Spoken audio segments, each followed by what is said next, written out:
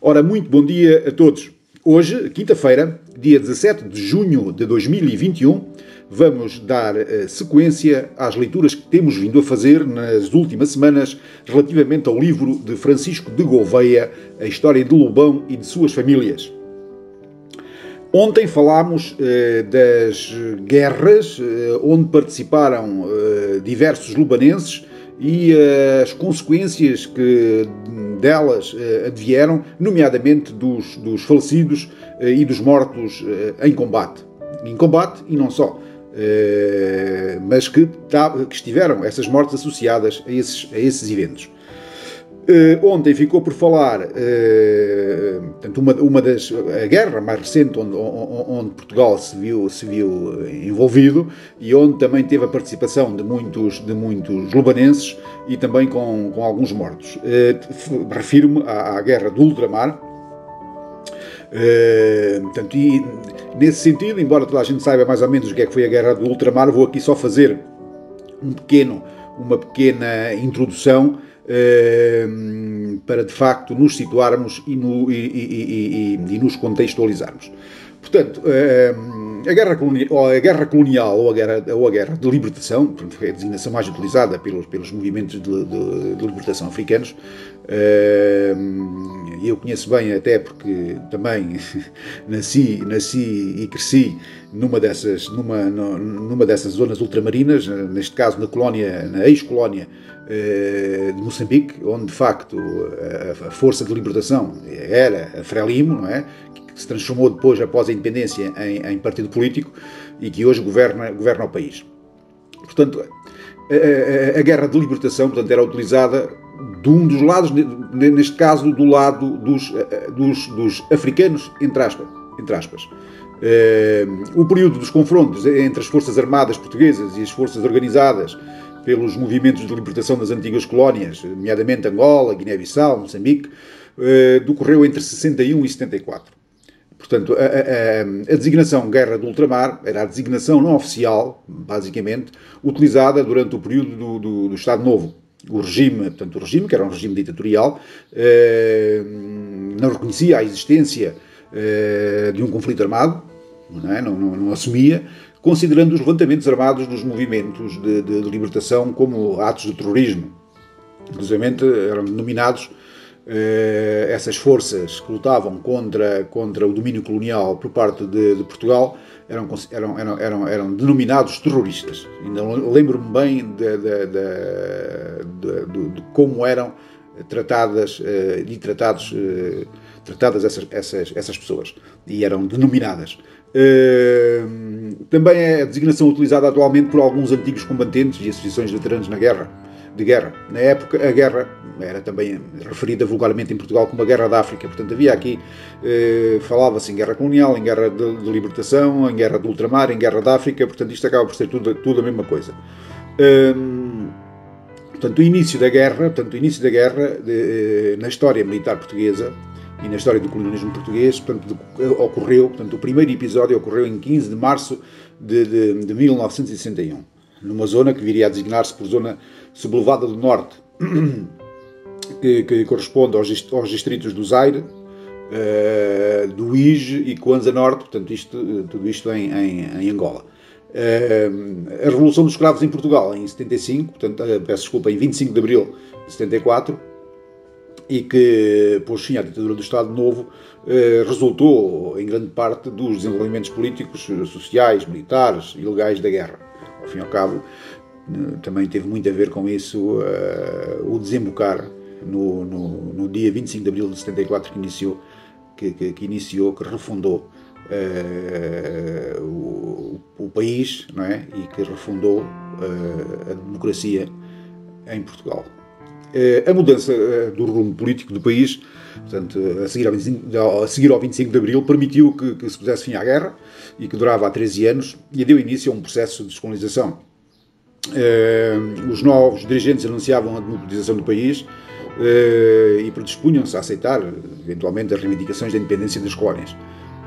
Em 1974 e 11 de novembro de 75, penso que será a data correta, 11 de novembro de 75, o Estado português negociou com os movimentos de libertação, portanto, a transição para a independência dos territórios africanos sobre o domínio colonial português. Durante o conflito armado, o Estado Novo, eu peço desculpa, estou aqui com um problema de voz, e já deixei de fumar, e eu que era fumador já deixei de fumar vai para 5 anos, portanto ainda aparece aqui qualquer coisita, portanto lanço daqui o repto a todos os fumadores, deixem de fumar, só nos faz mal. Durante o conflito armado, e depois desta parte, portanto, durante o conflito armado, o Estado Novo aumentou progressivamente a mobilização das Forças Armadas Portuguesas nos três teatros de operações, basicamente de forma a proporcionar o alargamento das frentes de combate, que no início da década de 70 atingiria o seu limite crítico. Portanto, em 1970, 71, 72, portanto, houve ali foi o limite crítico da guerra colonial. O aumento decorreu basicamente da mobilização de contingentes africanos num processo denominado, portanto, na altura falava-se e era denominado de africanização da guerra. O Estado Novo defendia desde o seu princípio, como é lógico, não tem nada de lógico, teria à luz do que era o país à época, portanto o Estado Novo defendia a integridade dos territórios coloniais portugueses. Portanto, a guerra sustentava-se pelo princípio político da defesa daquilo que o regime considerava território nacional. Portanto, até tinha a ver com a revisão constitucional que tinha sido efetuada em 1951. Ideologicamente, portanto, em termos ideológicos, baseava-se no conceito da nação pluricontinental, multicontinental e multirracial, a partir da instrumentalização das teses de Gilberto Freire sobre o lusotropicalismo. Portanto, o país, Portugal era considerado Portugal e as suas colónias. Unos e indivisíveis, ou uno, Portugal uno e indivisível, incluindo as colónias. Portanto, os movimentos de libertação defendiam a independência dos territórios, basicamente o domínio colonial português, com base no princípio inalienável, portanto, da autodeterminação e da independência. Isto já tinha sido um processo que tinha ocorrido noutras colónias de outros países europeus, na década de 60, nomeadamente colónias francesas, inglesas. Portanto, o que aconteceu com as colónias portuguesas não foi mais do que o que já tinha acontecido noutras colónias, embora depois o processo de descolonização e a forma como foi feita não tenha nada a ver com aquilo que foi feito nessas colónias de outros países europeus. Portanto, o seu posicionamento foi defendido, o posicionamento dos movimentos de libertação, portanto, foi defendido num quadro internacional de apoio, de incentivo à luta, apoiado nos movimentos internacionais de negritude e panafricanismo. Portanto, basicamente, isto foi mais... Ficámos aqui com uma noção do que, de facto, foi a Guerra do Ultramar, assim, em 2 ou 3 pinceladas muito breves, não é? Só para dar aqui alguma consistência à questão e ficarmos aqui mais ou menos elucidados sobre o que esteve em causa, embora, como foi uma guerra mais recente, a maioria dos portugueses e das pessoas que vão ouvir esta gravação tenham a perfeita noção do que aconteceu, do que esteve em causa, das suas consequências, mas pronto, achei que devia fazer aqui um preâmbulo,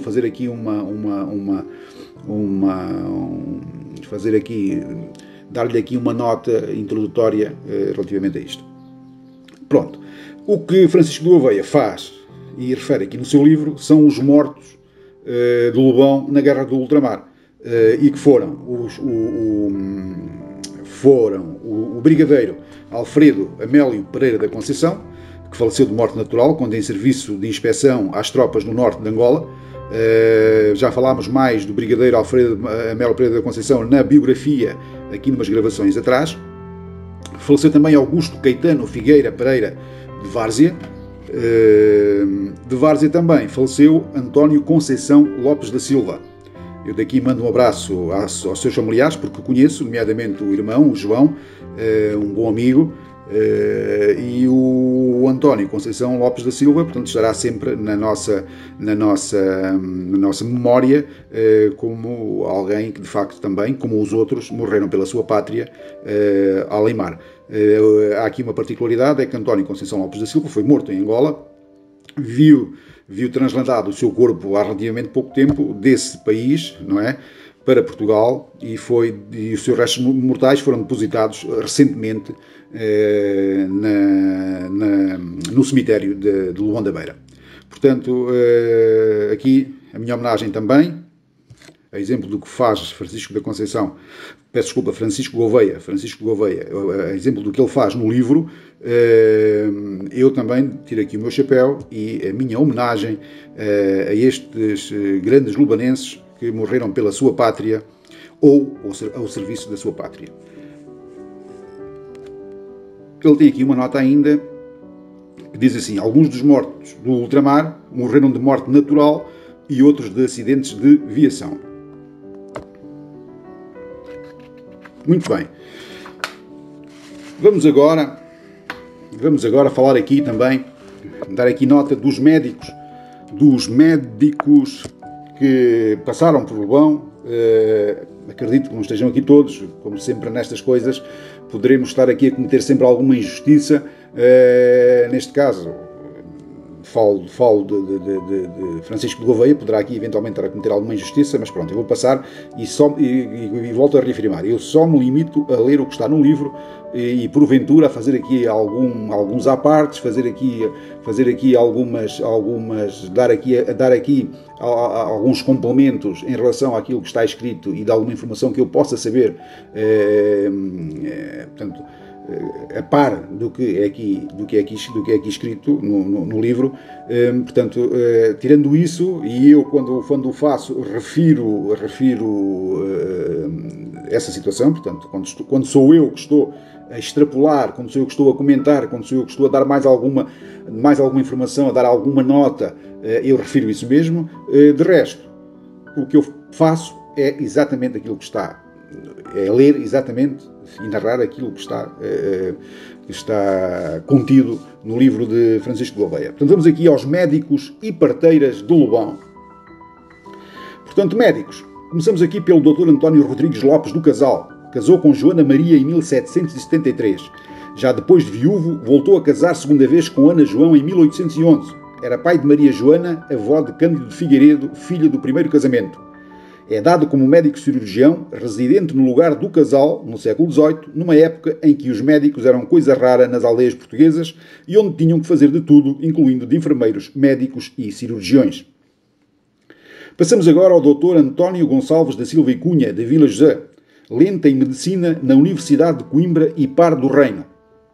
Tinha entrado na Universidade de Coimbra em 16 de outubro de 1838, onde se matriculou em Matemáticas e Filosóficas, disciplinas obrigatórias à época. Em 6 de outubro de 1841, matriculou-se em Medicina. Filho de José Gonçalves Mendes, da Vila José, e de Dona Antónia Joaquina da Cunha, de Cabanas, neto paterno de João Gonçalves Mendes, de Santa Oveia de Baixo, e de Maria da S., de Casal do Rei, neto materno de Francisco da Costa, das Laceiras, de Cabanas, e de Joaquina da Cunha, de Cabanas. Nasceu na Vila José em 2 de 11 de 1821, tendo falecido em 1876. Foi casado com Dona Emília Josefina de Assis e Andrade. Foi pai do conhecido Coronel Gonçalves, benemérito de Lobão. Depois temos o Dr. António da Silva Sequeira, no Casal. Dentista, cirurgião em Viseu no século XX, filho de Manuel João, de Coito de Cima, e de Josefina Rita da Silva, de Lobão. Portanto, o Dr. António de Silva, os médicos António de Gonçalves da Silva e Cunha e António da Silva Sequeira, e haverá aqui mais alguns, já tinham sido referidos nas biografias dos políticos de Lobão, porque concomitantemente, foram também, além de médicos, foram também políticos de relevo na aldeia e respectivo concelho. Depois temos o Dr. Álvaro Alves Dias de Almeida, da Vila José, filho de Alfredo Alves Dias de Almeida e de Dona Maria do Céu Almeida. Começou a sua carreira nos sanatórios do Caramulo, tendo sido pioneiro nos cortes de costelas. Ora, volto aqui atrás porque a pontuação aqui não está correta, porque de facto vou repetir. Começou a sua carreira nos sanatórios do Caramulo, tendo sido pioneiro nos cortes de costelas.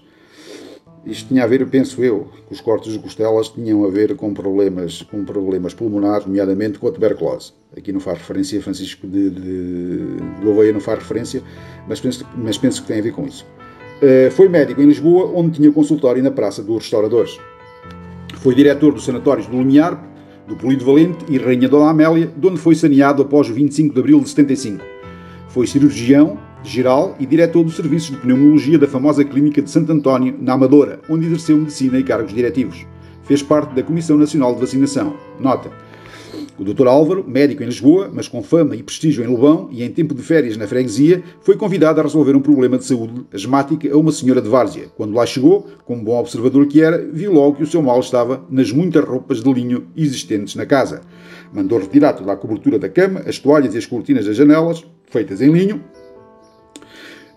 Nada receitou e o seu amigo que o acompanhava estranhou a sua recomendação de manter apenas um copo de água na mesa de cabeceira com um pouco de açúcar amarelo, do qual deveria beber de vez em quando. Sabe, diz o Dr. Álvaro, aquilo é coisa psicológica. Se nada receitasse, era um incompetente e um mau médico. Porque o que a senhora tem é apenas alergia ao linho. A doente melhorou e não se cansava de elogiar aquele santo médico que a tinha curado apenas e só com um copo de água. Estas histórias são maravilhosas. Passamos agora então aqui ao Dr. Henrique de Matos Serra, da Corredora, filho do Germano de Matos e de Dona Amélia da Fonseca e Serra, ele ex-padre e ela professora primária na Póvoa do Rodrigo Alves. Depois da sua formatura, veio estagiar para Lobão da Beira, onde exerceu medicina durante alguns anos. Chegou a pensar em reabrir a antiga farmácia da freguesia para a sua esposa, que era formada em farmácia. Teve residência e consultório na Corredora, na antiga casa de seus pais, e era considerado médico do povo, numa época em que por vezes as consultas e os tratamentos eram pagos com uma galinha ou um cabrito. Emigrou para Moçambique, onde foi inspetor superior de saúde e diretor do Hospital Júlio de Matos. Regressou a Portugal após o 25 de abril, tendo sido colocado no Hospital do Ultramar. Francisco Gouveia faz aqui, portanto, faz aqui alusão a algumas histórias do Dr. Serra. Então vamos aqui passar a descrevê-las. O Padre Quintão, foi um padre que eu ainda conheci também, e que esteve em Lobão até sensivelmente, 90, finais da década de 80, o Padre Carlos Quintão. Ele diz aqui, o Padre Quintão não efetuou cerimónias religiosas no funeral do seu pai, Germano de Matos.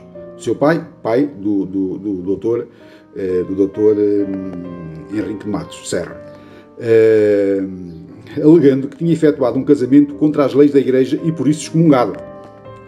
O doutor Serra deslocava-se na aldeia de bicicleta, mais tarde substituída por um automóvel. Vendeu a bicicleta ao Acácio de Várzea e este, ao ser interpelado na lomba por uma patrulha da GNR, mostrou-lhe o livrete e a chapa nominal, ainda em nome do antigo dono. Logo que se aperceberam que se tratava do doutor Serra, que não conheciam, bateram a pala e mandaram seguir o senhor Dr. Serra, entre aspas. Este Acácio era o símbolo da rapaziada esperta e desenrascada de Lobão. Era de Lobão, mas não comia miolo de enxergão. Estas histórias, de facto, são muito, muito boas. Eu adoro, às vezes, falar com pessoas mais velhas e que sabem histórias como estas e outras. Fazem parte, de facto, da memória coletiva da aldeia e têm um valor inestimável. Portanto, isto foram duas histórias, duas histórias sobre o Dr. Serra. Portanto, uma que se referia ao padre não ter querido fazer as cerimónias religiosas ao pai por ele ter casado contra as leis da Igreja e por isso foi excomungado, e a outra que é alguém, não é, pensando passar-se pelo Dr. Serra, conseguiu passar por uma brigada a quem a mesma bateu pala e mandaram seguir sem qualquer outro incidente. Ainda temos aqui mais outras histórias. O Dr. Serra, em tempos de ócio, ia conversar para o posto dos Correios com Reinaldo Oliveira. Um dia aparece uma mulher do casal com um filho nos braços, toda aflita. Acuda-lhe, senhor doutor. Está com a barriga inchada, com uma diarreia infernal que não há meio de parar. Então o que é que ela comeu à ceia? Perguntou o doutor. Ervilhas, senhor doutor. E ao jantar, ervilhas, senhor doutor. Pois o mal dele é ervilhite. O doutor lá receitou uns remédios adequados ao diagnóstico ao diagnóstico e a criança melhorou. Passado alguns tempos, aconteceu a mesma cena, agora com outra mulher, mas também aflita e com um filho nos braços. Ao ver a mulher a correr, o Dr. Serra começou logo a cantar para Reinaldo Oliveira: Favite, Favite, Favite. Ao interrogar a boa mulher, o doutor ficou a saber que a criança andava há quase uma semana a comer só favas. Em tempos de dificuldades alimentares, os camponeses comiam apenas os produtos agrícolas da época e repetidamente. Muito bem. A seguir agora, portanto, vem o Dr. Adriano Lopes de Figueiredo, de Várzea. Casou com Dona Cecília Maximino Figueiral de Figueiredo, na sede de Viseu, em 7 de agosto de 1955. Ela natural do Carvalhal do Estanho, da Queirã, e ele de Várzea, do Bom da Beira, filho de José Lopes Figueiredo e de Dona Gracinda da Silva Figueiredo. O Dr. Adriano fazia parte de uma respeitada e prestigiada família de Várzea, cujos descendentes atingiram grande carreira social, nomeadamente em medicina e no exército, para orgulho de todos os luanenses. Fez os seus estudos na Escola Académica de Viseu, seguindo para o curso de Medicina na Universidade de Coimbra, onde se licenciou em 1958. Veio em seguida para Tondela exercer Medicina na Caixa de Previdência, na Casa do Povo de Molelos, durante 20 anos, no posto clínico de Cana Santa Maria durante 16 anos, e foi ainda médico da GNR, da PSP, Associação de Socorros Mútuos, 19 de Março, Caixa Geral de Depósitos e da Junta de Freguesia de Tonda e de Parada de Gonta. Eleito médico consultor do Centro de Saúde de Tondela, a que seguiu o cargo de diretor. Na boa tradição dos médicos populares de Lobão, acorria sempre à casa de quem estava doente. Social-democrata, convicto, lutou após o 25 de Abril contra o totalitarismo de Vasco Gonçalves e foi nomeado primeiro presidente da Comissão Administrativa da Câmara Municipal de Tondela após o 25 de Abril. Foi presidente da mesa da Comissão Política do Partido Social-Democrata de Tondela, sócio honorário do Clube Desportivo de Tondela, Sporting Clube Nandufo e Clube Cruz Maltina Luanense. Deixou 6 filhos, a saber, José Adriano, delegado de propaganda médica, Luís António, médico, Dona Maria Cecília, doutora, doutora também não sei se será, eu penso que também é médica, a Clara Maria, que é engenheira, isso eu sei, não está aqui referido, mas sei que é engenheira, o Joaquim Jorge, mais conhecido por o Quinjó, o João Manuel Maximino Lopes de Figueiredo, mais conhecido pelo Manelinho. Muito bem. Agora, Francisco Gouveia fala aqui de algumas parteiras de Lobão, as parteiras populares, que à época eram elas que acudiam a fazer os partos, numa época em que os hospitais e as enfermeiras eram coisa rara, e tinham que ser estas senhoras, não é? Que teriam alguns conhecimentos, admito que muito básicos, e que ajudavam aos partos das parturientes de Lobão, como aconteceria também noutras aldeias. Portanto, diz aqui Francisco Gouveia: numa época em que não havia assistência médica nos meios rurais, nem de enfermagem, eram as mulheres mais idosas, por vezes mães de muitos filhos, que com a sua experiência pessoal davam assistência aos partos. Estavam habilitadas a fazer o batismo em caso de morte iminente, situação que comunicavam ao vigário da freguesia. Isto é uma particularidade que eu não sabia. Isto é muito interessante. Estavam habilitadas a fazer o batismo em caso de morte iminente, situação que comunicavam ao vigário da freguesia. Muito bem. Pois, para mim é novo. Estamos sempre a aprender. Ok. Alguns nomes destas parteiras, vou aqui, porque eu já tinha lido este livro aqui há alguns anos, pronto, mas li assim na transversal, acabei por não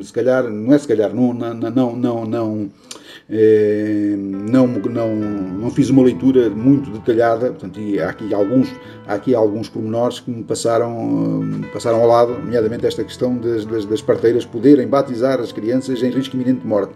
Portanto, é muito, muito interessante e, na minha perspectiva, também muito surpreendente. Eu não sei que, em termos religiosos, se isto tem alguma validade, se não tem, mas pronto, fica aqui a nota. E passamos então agora aos nomes das parteiras de Lobão. Portanto, temos aqui a Ana Gomes de Jesus, da Vila José, a Maria da Conceição Menezes, da Vila José, 1895, a Maria Gomes de Jesus, da Vila José, 1889, a Maria de Jesus Cavaca, do Casal, era casada com João dos Santos, com Managueiro, mãe de 9 filhos, e pela sua mão vieram à luz do dia muitas crianças nascidas no Casal, Alcoço, Soito e Vila José, na primeira metade do século XX.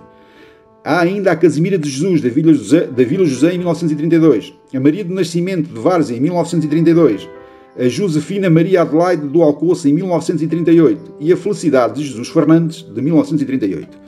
falta aqui, e isso até porque tive esta informação por parte de um amigo da minha família, que é o amigo Casimiro,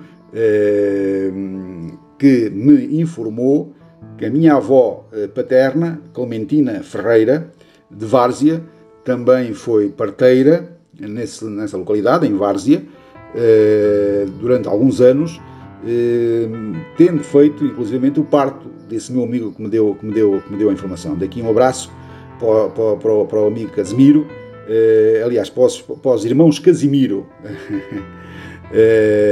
que são aqui, nasceram, eu penso que nasceram também em Moçambique, em África, e hoje já estão em Portugal há muitos anos, um no norte, outro no sul, e que são amigos da família. Daqui um abraço para eles também, que me facultaram esta informação. Pronto, e já vamos com 25 minutos de gravação, e vamos parar por aqui.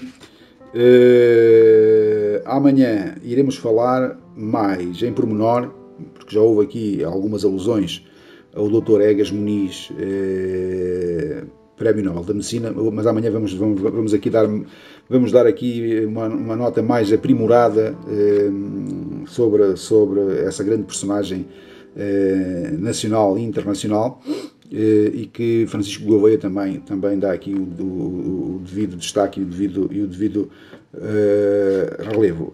Abordaremos aqui outras matérias que eu entretanto vou ver, mas fica aqui a informação de que falaremos amanhã também de Egas Muniz. Pronto, por hoje é tudo. Agradeço a vossa atenção, não é? O vosso cuidado em ouvirem estas gravações. Se se divertirem tanto como eu, é muito bom, Divertirem-me no bom sentido, quer dizer, eu fico maravilhado com a leitura destes textos e com os seus conteúdos. Pronto, a gente sabe que de facto, e nós aí temos que ter alguma tolerância. Poderá aqui ou ali haver alguma imprecisão, não é? Porque isto é um trabalho muito vasto. Às vezes uma data, às vezes um nome, às vezes, pronto, mas o que é importante, e pode aqui haver algumas imprecisões das duas partes, tanto de quem escreveu o livro como porventura eu também na leitura ninguém é perfeito, e também posso ter aqui algumas falhas, e das quais peço já desculpa. Então, fiquem bem, tenham um resto de semana, quase fim de semana, bom, e até amanhã, se Deus quiser. Muito obrigado.